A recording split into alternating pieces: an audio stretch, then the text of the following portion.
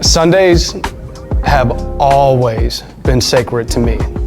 It gives me a chance to spend time with my family, with my friends, to focus on my faith.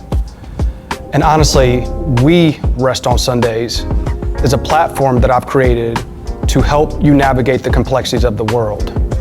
I want to spend time having open, honest dialogue with mentors, friends and family, and individuals that I truly believe are exceptional. We're going to focus on love, career, marriage, parenting, and everything in between. And the primary goal here is for us to become the better versions of ourselves every single day. I want to thank you for tuning in. I'll see you on Sunday. But Chastity, thank you for being here. I couldn't be any more excited to have you here with me. You're a Spelman alum. You graduated Phi Beta Kappa, if I'm not mistaken. Ex-Googler, so you worked for Google almost 6 years. You also went to graduate school with me at UGA. You finished with a 4.0. I did. Which was excellent. And you most recently now are about to hit 8 years at Chick-fil-A corporate. Yeah. And I also want to just say congratulations, because you have stayed so locked in to being a talent partner that they recently promoted you to director, which is exciting, and that goes into effect April 1st. So I'm super excited for you, very grateful that you're here. You're a mother, you're married, and yeah, super involved in the community. You actually also encouraged me to get my kid at Landmark, Yes, which I did. I'm very, very grateful of, because we were just chatting about how, how exceptional that school has been for our family, and really just, for our daughter, Tatum. It's been phenomenal. But I'll stop talking there. Tell us more about who Chastity is. Yeah. So you've touched on a little bit of it. Chastity is a very nuanced, complicated person in a lot of ways. I do wear a lot of hats. So to your point, my husband Cam, and I have been married for, it'll be 10 years, which is crazy. 10 years of marriage, and I think we've been together like 15. At a certain point, you stop counting. But he's an amazing life partner. I'm so thankful for him. And then I'm a mom. So we've got 3 boys. They are 7, 4, and 3. I am one of 2, and it was just me and my sister. So the boy world is just very different. For me, it is at times overwhelming, but I'm so grateful. They're phenomenal. So those are the 2 hats that I wear with such pride. I'm so grateful for that. I say my foundation is my faith. That's everything to me. It's the reason that I'm here now. But I described myself as being complicated because and I know you can relate to this, am a perfectionist. I'm an overachiever, but there are also times when I doubt myself. There are times when I just feel like I'm dealing with imposter syndrome, so it's just this really weird mix of things that I'll experience on this journey, but it all contributes to who I am, and I'm just so grateful for that. I'm from Portland, Oregon, born and raised. Yes, there are Black people. I'm related to probably all of them. But when I think about my background and my experience, that played a really pivotal role in molding me. So the state of Oregon is like 2% Black. But my father and his father were pastors of predominantly Black churches. And so there were some times in my life where I would be the minority, and then there were others where I was affirmed because I had these really strong communities of Black families. And so all of that contributed to who I am. And so again, just grateful for that, grateful to be here with you today, and just to have some fun. Yeah, it's great. Thanks, Chastity. Your background and your story makes a lot of sense. And honestly, you hit on something with the perfectionist piece, and I kind of want to dive deeper, right? Because yes, I know that about you, but graduating Phi Beta Kappa is no easy, accomplishment from Spelman.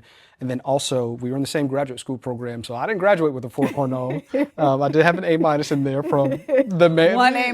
Well, still.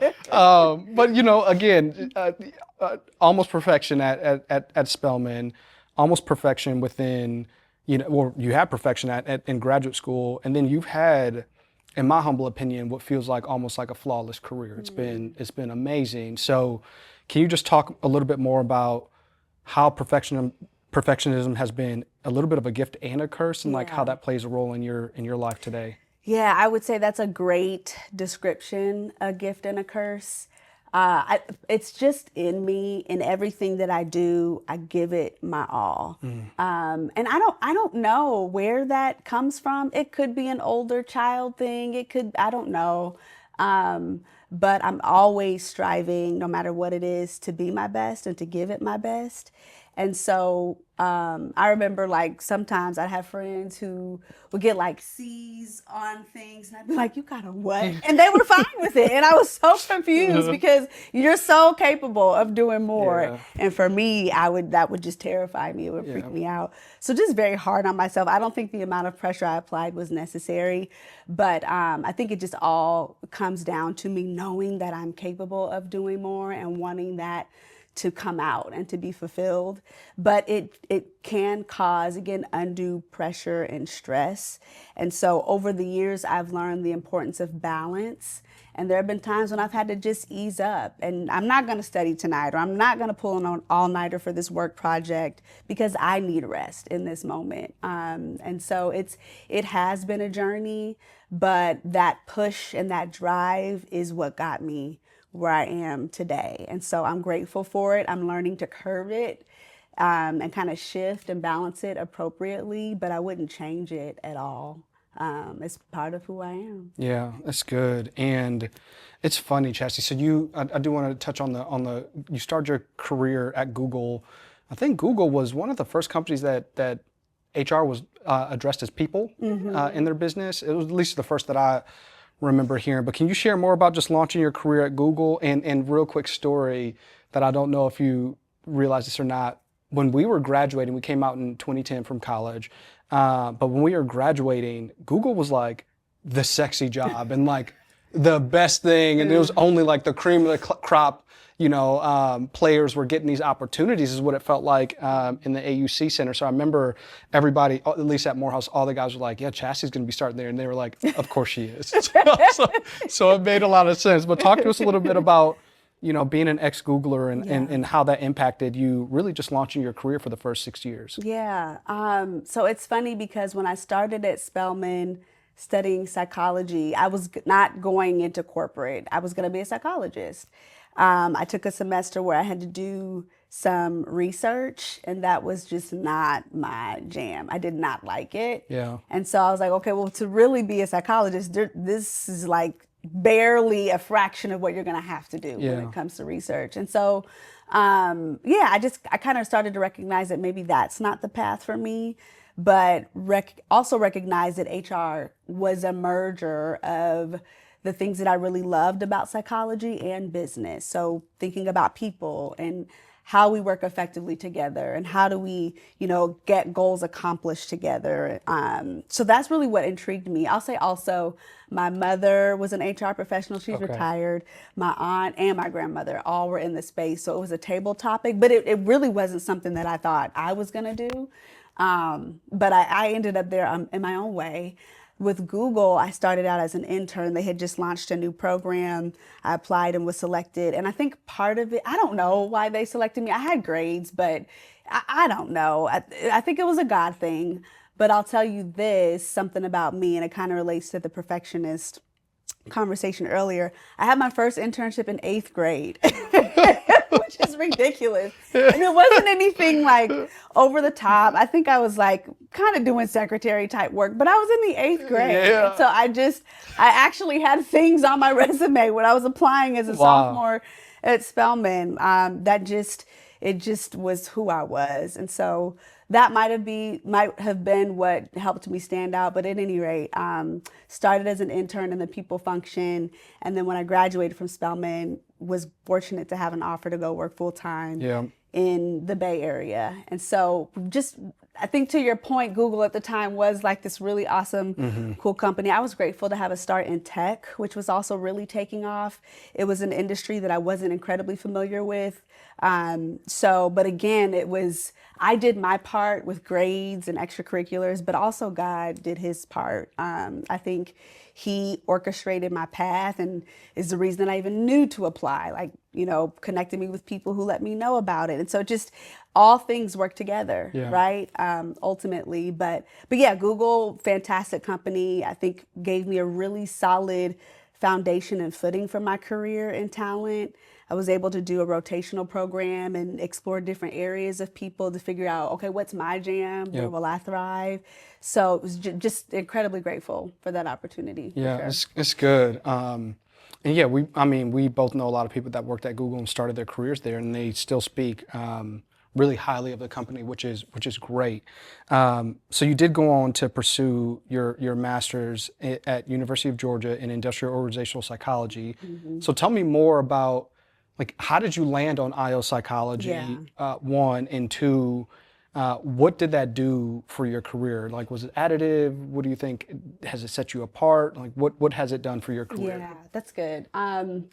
So I took a class at Spelman when I was studying psychology. I took one class in IO. I didn't know it existed. I didn't know it was a thing. And I think I actually took the class, I might have taken it at Morehouse, if I'm not mistaken.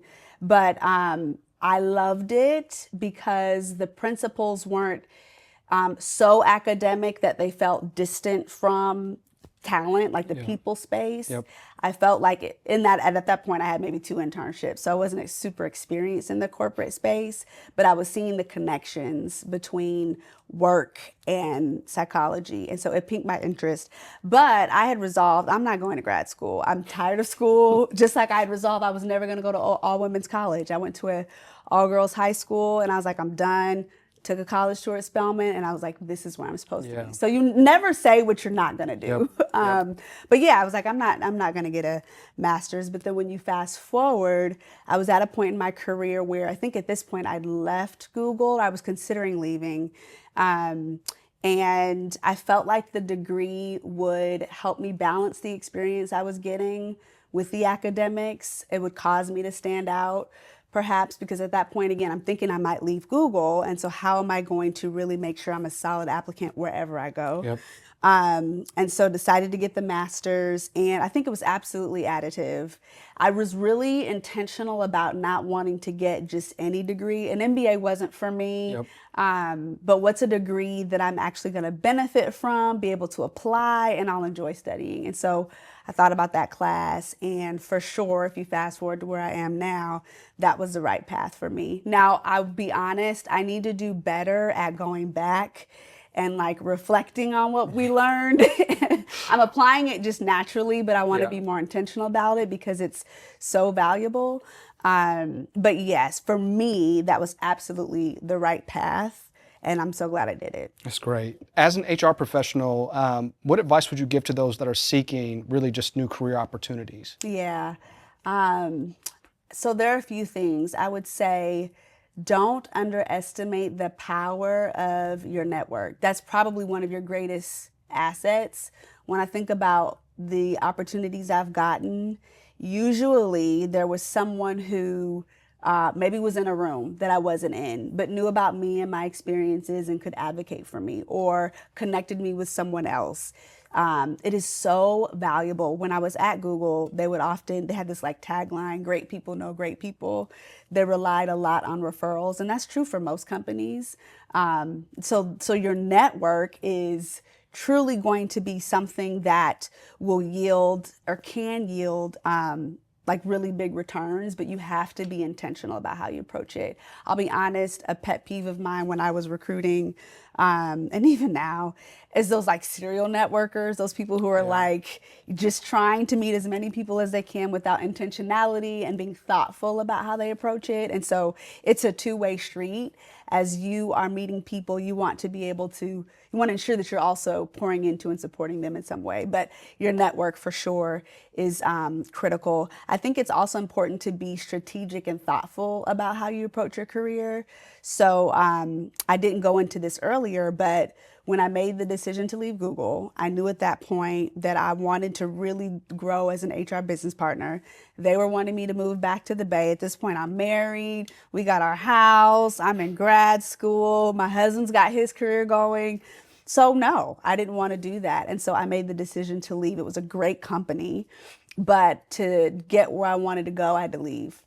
So I worked for a startup. I took a little bit of a pay cut, but that was a strategic decision for me that I knew would give me the experience I need to get where I wanted to ultimately be.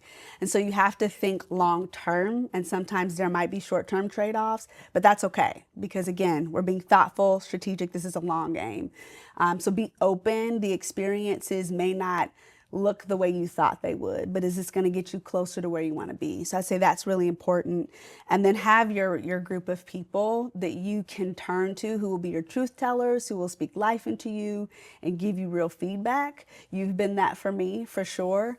But I think that's important too, because you can grow a little bit weary when you're in this journey trying to find the right role, but be persistent, be thoughtful and intentional about how you're growing yourself as well. Yeah, that's amazing, Chastity. And I think that, and I feel like, you said I've been that for you. It's been mutual, right, within our careers. And I think one of the aspects that I really admire about you that I've seen you be very, very intentional with is legitimately the pieces that you're moving on Chastity's career board. Mm-hmm. And we've talked about it. Like, you've been on this talent partner team for how long now? Talent consulting? It's been like, I don't know, 5 years. 5 years on this talent consulting team. There's been a director opportunity that's opened up maybe every 2, it feels like to me. Mm-hmm.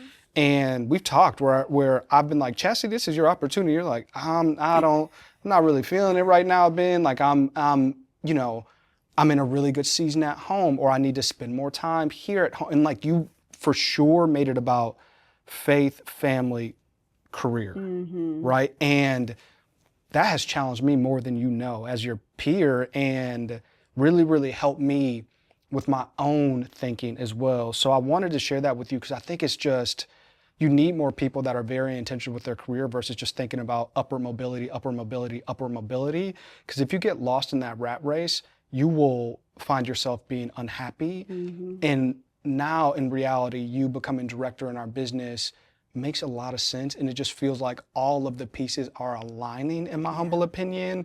Watching how you were able to navigate, how the interview process went, the conversation that you had, I'm like, I got it now, right? Versus 2.5, 3 years ago, I'm like, in my head, I'm like, Chastity's tripping, But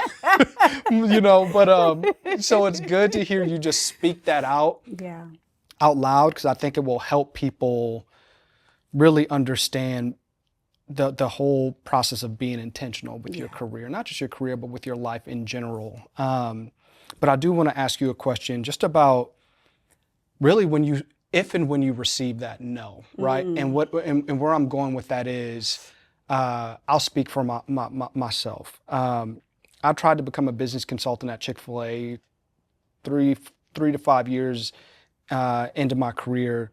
They interviewed me for almost a year. It was like 11 months. Mm-hmm. Brought me on campus, and I remember talking to India. I was like, oh, I got this thing in the bag. Like, I'm getting this offer today. I feel good. I got my best suit on, everything. Go meet. And they told me no. They told me no in person. And it defeated me. Like, I was sad. I was devastated because I just felt like I had never seen a company that was so aligned with my own personal values and with my faith and with the direction that I wanted to take, my family. And I didn't have any kids at this time period, but I knew that was the next chapter of our lives. And during that moment, that no rocked me. So really, what I'm looking for you is, as the HR professional, what advice would you give to those people that receive the no from these companies that they really admire and that they desire to work at? Yeah. Like, how should they handle like the after action review or the next steps if they know that they still want to be at that company? Yeah, that's so good. It's funny because I know earlier you referenced how it feels like my career kind of had this perfect trajectory, but the people don't see those moments in my life. So I too was not selected for the first role that I applied for at Chick-fil-A. And so I think what's important and what I know distinguished us and why we're where we are today is one, move with grace. And so the no is hard. The no doesn't feel right. It sucks. But operating with grace in those moments is such a distinguisher, because it shows that you have the professional maturity to say, hey, thank you. Thank you for the opportunity. Thanks for considering me. Thanks for letting me go on this journey. So I would say that's first. And then I think additionally, you cannot give up, right? So both of us didn't get that first one, but we were diligent because we knew that that's where we wanted to be. And so the first no is not the only no. It may not be the end for you. And so if it's really what you want, it's helpful sometimes to get feedback. It can be hard. Most companies aren't going to give you really tangible feedback that you can do anything with, but you can ask for it. What I've done in times is I've replayed, okay, let me talk through this situation with you, friend or mom or whoever. What feedback do you have for me? I know you're not the employer, but how do you think about how I showed up and how I answered? That can be another way to learn. And I think you just continue to evolve and grow yourself and be able to tell that story, right? So company, hey, I know I interviewed with you a year ago. Here's what's changed with me and my experience. I heard you say that you needed someone who's got more of X. I've actually leaned into that, and here's how I've grown. And I'd like an opportunity to talk to you more about this opportunity and how I might be the right fit. So just not being afraid to put yourself out there is critical, but you cannot give up. And then sometimes you do have to recognize if something's not the right path for you, something else is, right? And so just being willing to go through the journey of finding out what that is for you. Yeah, that's good, Chastity. And I didn't know that about you. I didn't know that story as well. So when you did receive that no, what did you do, right, to continue to stay engaged? And I know you gave us best practices, but I would love to hear, like, what was the after action review for you? And then when did you finally land the opportunity? Or was it just something entirely different, a different role that you took? No, so it's kind of a funny story. So I was applying for a role, and throughout the process, the hiring manager was really honest with me about the fact that it was between me and an internal candidate. The internal was really strong. Like, she was very honest. Like, she's a very strong candidate. We like you. We think you're great. We want to continue to invite you in the process, but I want you to know. But they kept inviting me back. And so I'm like, okay, as long as they're inviting me back, I'm going to come. I don't necessarily know where this is going, but I'm going to lean in. And so they turned me down, and I was gracious about it. Hey, thank you. I'd love to stay connected. I might have sent her a thank you card after I was turned down.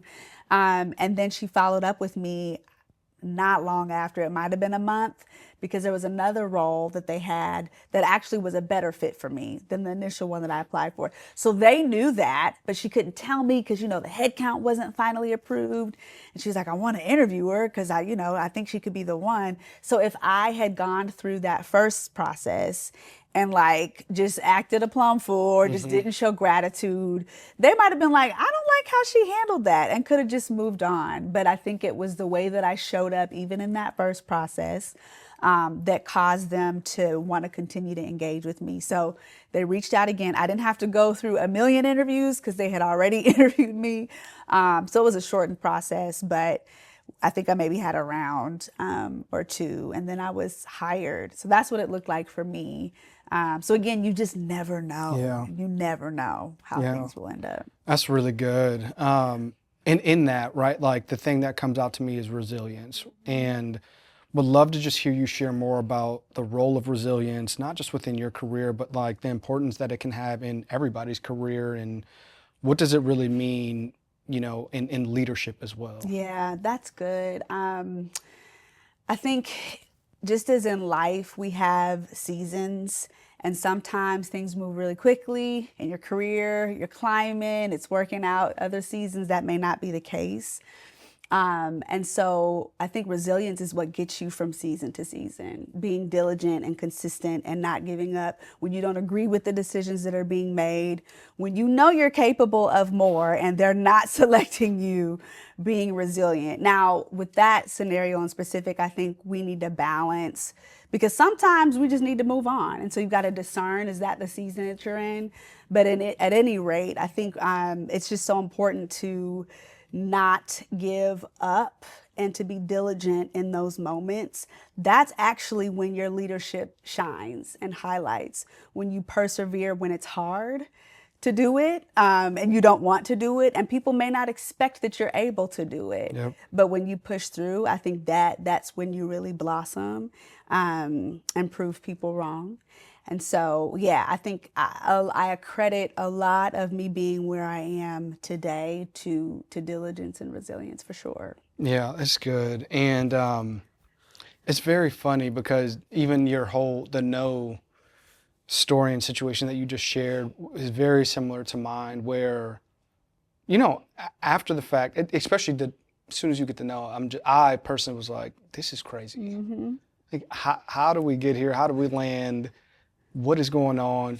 But then it wasn't until, I don't know, a couple months later where I was like, I wasn't ready. Mm-hmm. I wasn't ready. Good that they said no.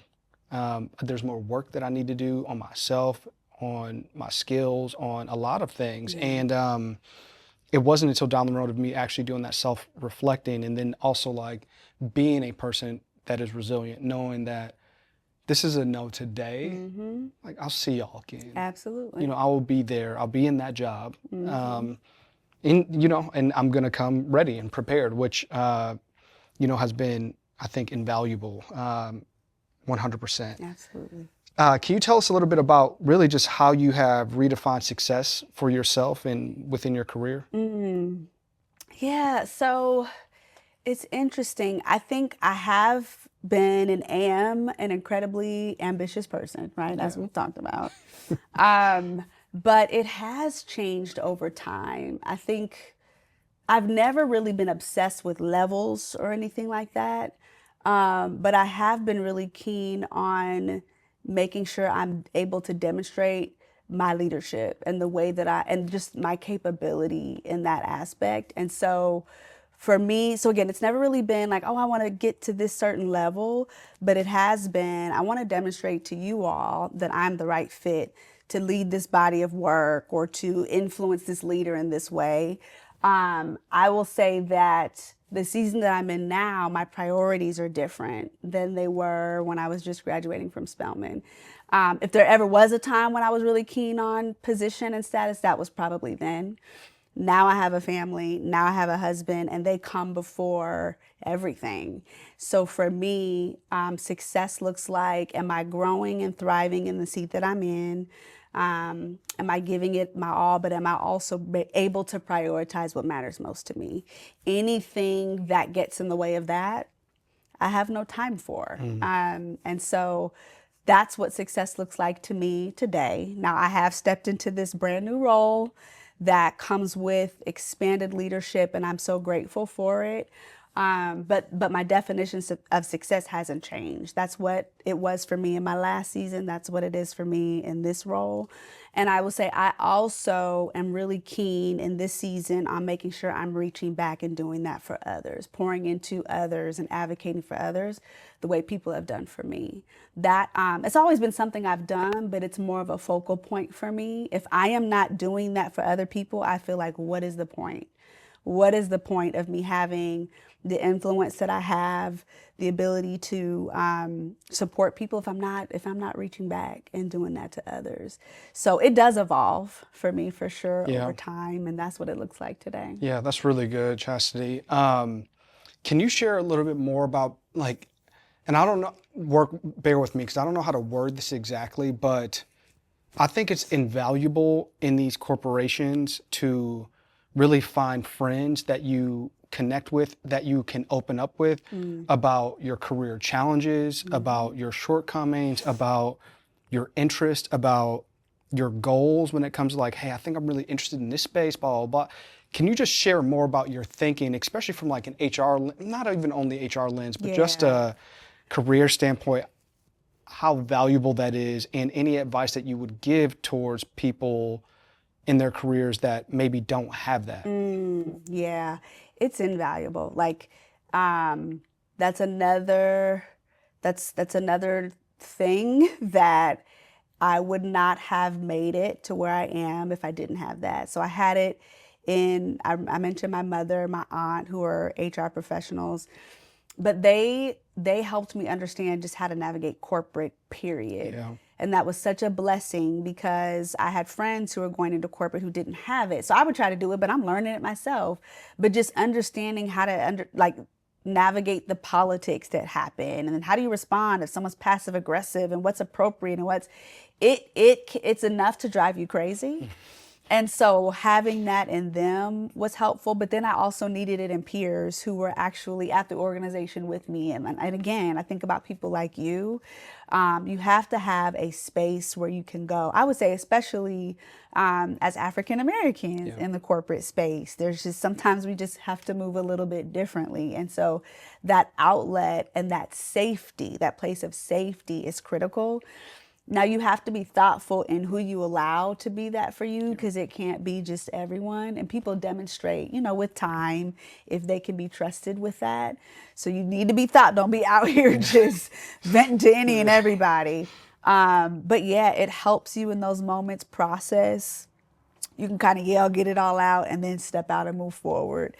And so I think even like psychologically, it's just, it's something that you need. So if you don't have it, I'd say don't underestimate places where you can find it. So if there's not someone, again, at your job, is there a friend who can relate to an aspect of it? My husband's role is very different from mine.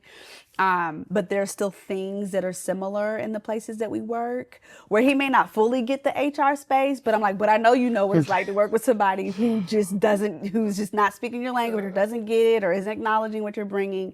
And so he can support me in that space. Or I can call you. You've been on my team. You've been in this role. You get it. So you can find little pockets of support in different places. And I would strongly encourage anybody who doesn't have that to find it. Yep.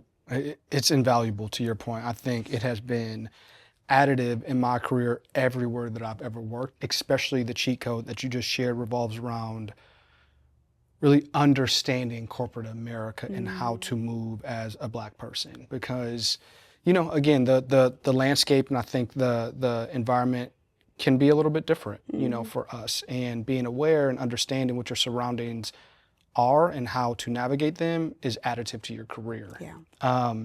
Would love to just talk to you about, it's funny because before we started, recording today, I have one son, you have 3. I do. Right? So I'm like, Lord. Talk to me Jesus. about the balance and how you are balancing 3 boys at home, a husband that also has a busy career, corporate America, and again, you're getting ready to navigate into a director level, which is a very big title, in my humble opinion, at Chick-fil-A, right? So can you just share more about how you are balancing? If you're not balancing, how are you going to rebalance? Yeah. I don't know that I've cracked the code entirely yet, but, and I referenced this, I am not willing to sacrifice being there for my children, for anyone, for anything, for my job.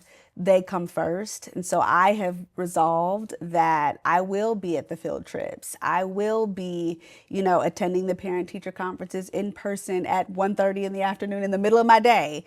I'm prioritizing being there. If my kids are sick, I will be picking them up because they come first. I'm really big on trying not to work at home, or at least when they're awake, because I only get so much time with them. Now, granted, they're all over the place and they're a lot, but I only get a couple hours with them in the evening, and I don't want that to be spent behind a computer. Now, there are seasons where I just have to push through. I think I'm in that right now, but making trade-offs and not being willing to yield when I don't want to yield, right? So again, I'm making an intentional decision in this season, but there will come a time where I'm like, no, I'll deal with it tomorrow. And that's fine because they come first. I think also it's important to be on the same page with your spouse and communicate with them what you need. We've had seasons where work was manageable for me. I was fine. But for my husband, he was balancing school. He is a youth pastor at our church, and he has a job with DeKalb. And so he needed to be kind of pouring out more in those areas. And so I needed to lean in more with the kids. So I think your partnership with your spouse, if you're married, is also really important in communicating what you need. But yeah, that's how I balance, is just deciding on what I'm not going to compromise on as it relates to my family and my priorities, and sticking with it. I think that's excellent. And honestly, you're the friend of mine, especially, at Chick-fil-A where we work, that does that the best. And it forces me as the working dad to continue to recalibrate. And I don't always get it right? Like I think coming from Deloitte and Accenture and the management consulting world, and it wires you a different way. So a lot of that stuff I'm trying to unwind and realize that like, I am safe, I'm okay. It's not, you need to kill what you eat every single day in our business. And that's a luxury that we have. But I think, again, your intentionality behind how you will be at the parent-teacher conference, how you will pick your kids up when they're sick. That really, and so thank you, because it really challenges me, especially during those time periods. You get the calendar invite and you're like, 1:30 in the afternoon, are they kidding? Are they like, this is crazy. How am I supposed to do this? I have 15 meetings scheduled at 1:30 and now I have, but I'm gonna do it. But I'm going to do it, Yeah. right? But I'm going to do it. Yeah. Or even in those moments in the act of full transparency where, India's like, hey, like, can you join at 1:30? I'm like, not really. And then I'm like, but I'm going to, right? But I have to, because in a lot of time periods, I'm thinking about you, because I know that like you're going to make it happen. And I think that, to your point, we're on borrowed time with these kids. It's very limited. And if you really think about it, it makes me a little bit sad, because wake up at the working professional, you wake up, you have maybe an hour and a half, maybe 2 if you're lucky in the morning with your kids.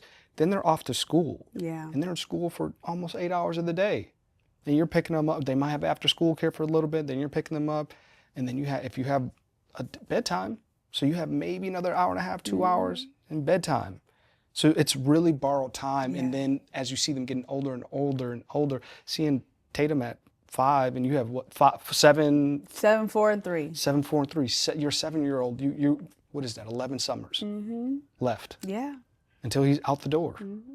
And if he's anything like you or your husband, he's going to be out that door. Yes, he's on his way. Yeah, Yeah. So I think that's it's a really, really good reminder, and to just hear you speak that out loud, I hope that a lot of people take that to heart and really just think about that, especially when you're in these really hard younger years of your kids, because it's hard. Like, it's hard, especially to working parents at home. Like, it's tough, and you're never going to get it all right. But if you move with intentionality, with you just shared, and you don't sacrifice, you don't force your family to sacrifice based off of your job, I think it's going to be invaluable. Can I add one more thing too? We are fortunate because the place that we work gets it. Like, they understand your family is your priority. It's a family-oriented company.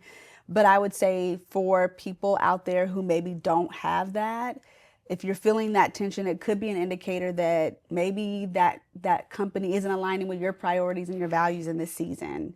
And so is it that you may need to shift? I'm not telling anybody to leave, but I think just always be evaluating what you need, because sometimes there might come a season where you need to make a pivot. I made a pivot because that's what I needed, right, earlier in my career. And so, but we are fortunate. And so I do think, though, there's still that pressure of like, I know that they get it, but will I be penalized? Like, will they look at me differently if I leave and go to the conference in the middle of the day? Those are all very real things. I don't want to not acknowledge that. But yeah, just balancing and intentionality are key.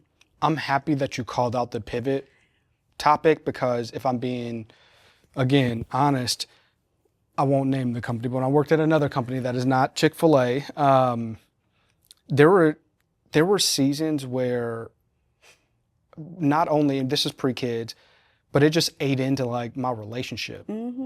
Because the job was so demanding. The clients, I was in management consulting, the clients were so demanding.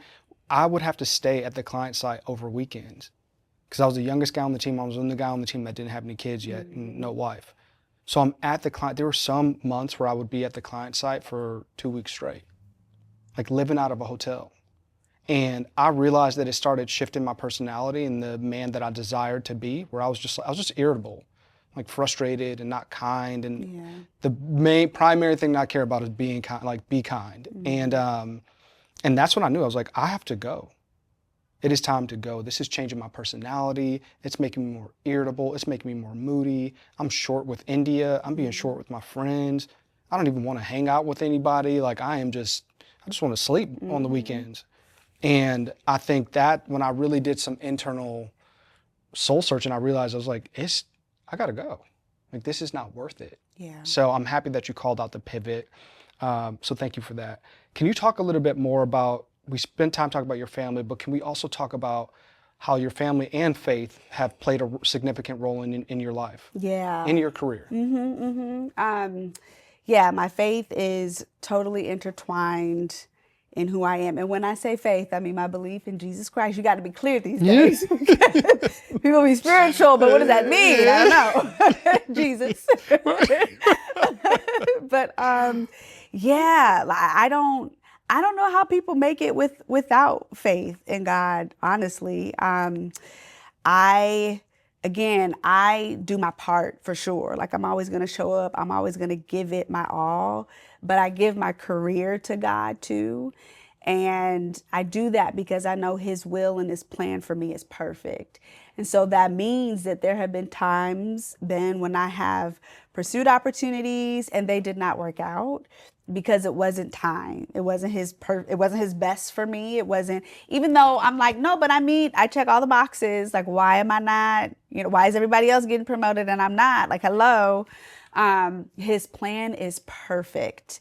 And oftentimes what happens when I pursue roles and when I have pursued roles and wasn't selected, later on, it becomes clear why, for whatever reason. Again, wasn't the right time, or that team was actually a hot mess, or whatever. His will is perfect, and that helps me in moments when I'm trying to process through it and I can't rationalize. He's also he's got the ability to speed you up and put you where you need to be when it doesn't feel possible, or it's like, that'll never happen. I think about my career, usually at Chick-fil-A, when you get promoted, you jump like one level. That's pretty common. But the last 2 times I've been promoted, I've jumped 2 levels, which is not as common. And so he can restore time and he can put you where you need to be. And again, Ben, this last time there was a role I applied for that I wasn't selected for. I was looking around trying to feel like, why isn't it happening?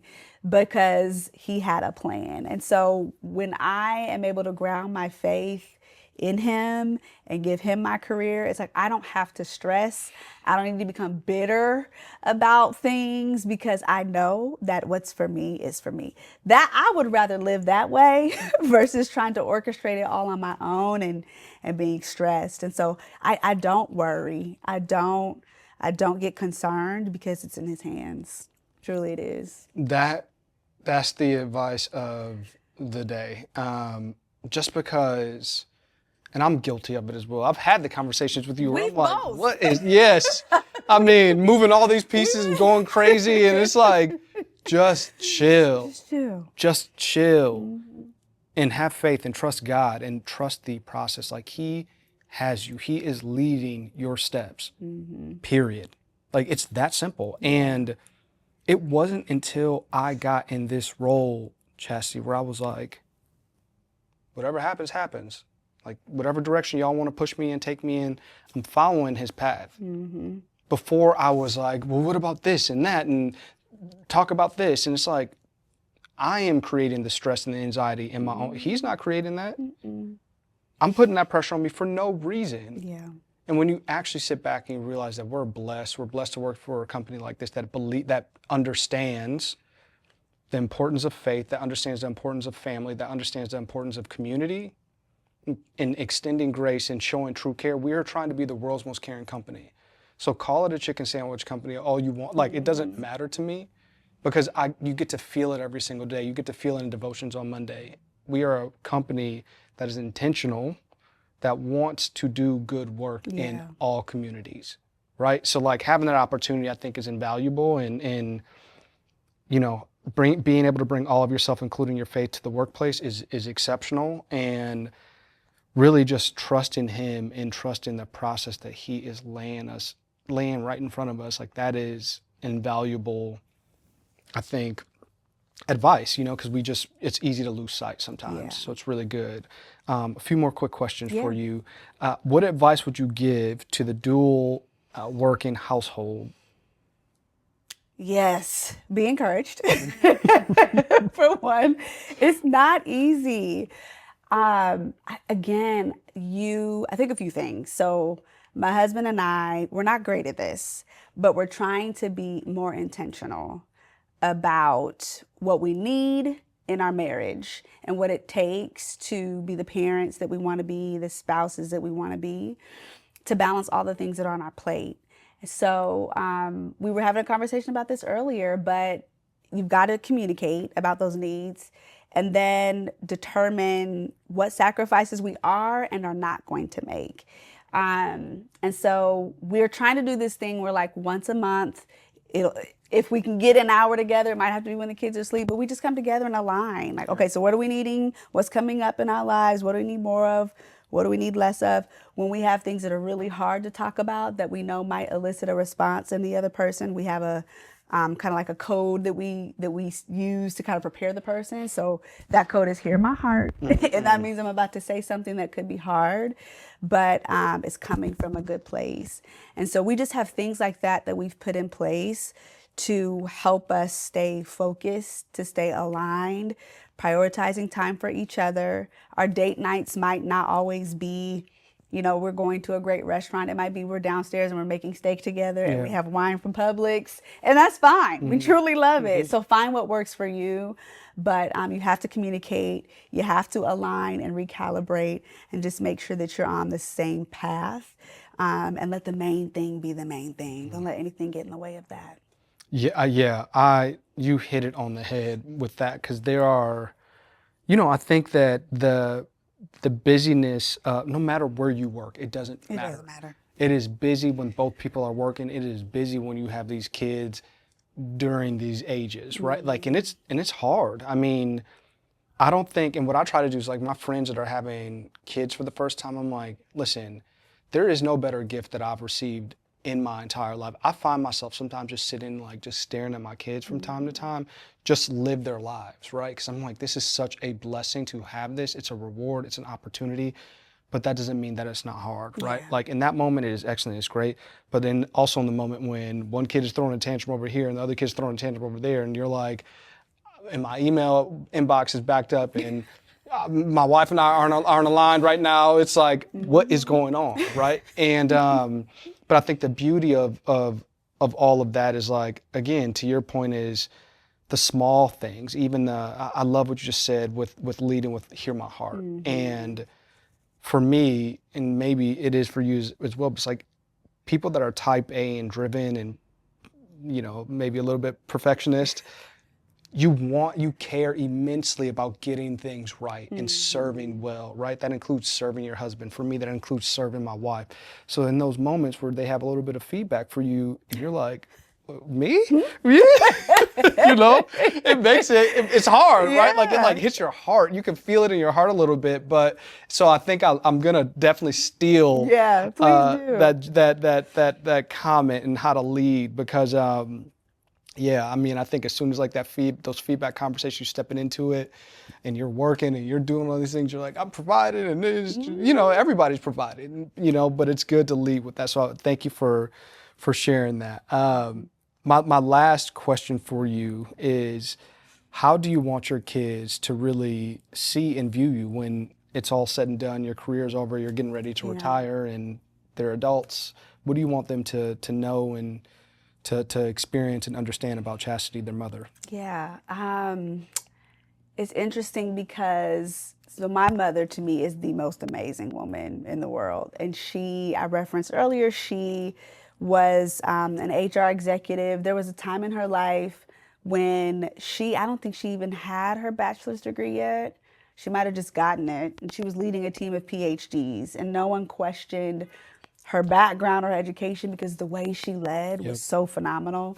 She had a career where there were seasons where she had to travel a lot. When I think about my mom, those actually aren't the first things that come to mind.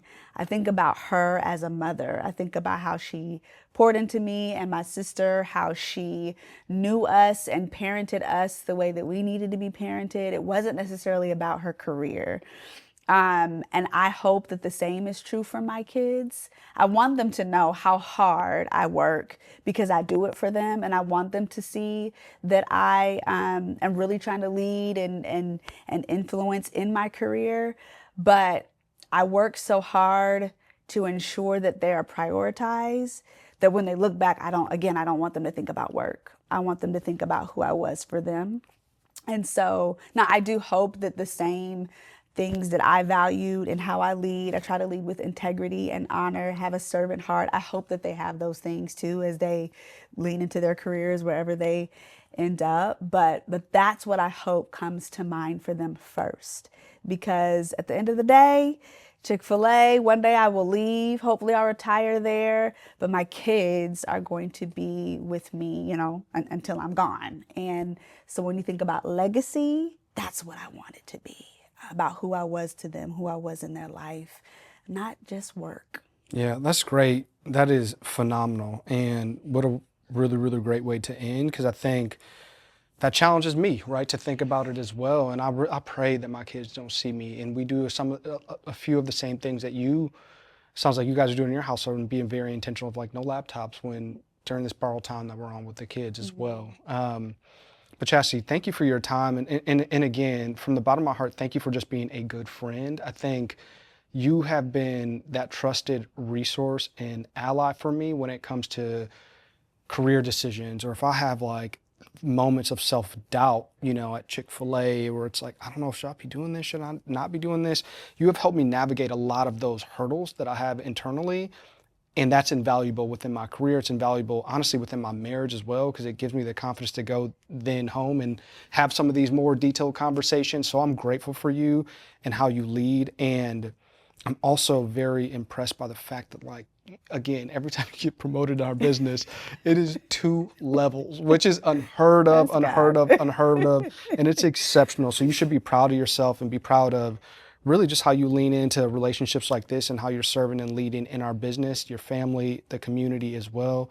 Just thanks for your time. Thank you, Ben. The feeling is mutual. I am so proud of you, and what you're doing and just how you're balancing all that is on your plate. There's so much greatness in you, and I feel like you and we haven't even seen the half of it. So keep doing what you're doing, and thank you for the My opportunity. pleasure.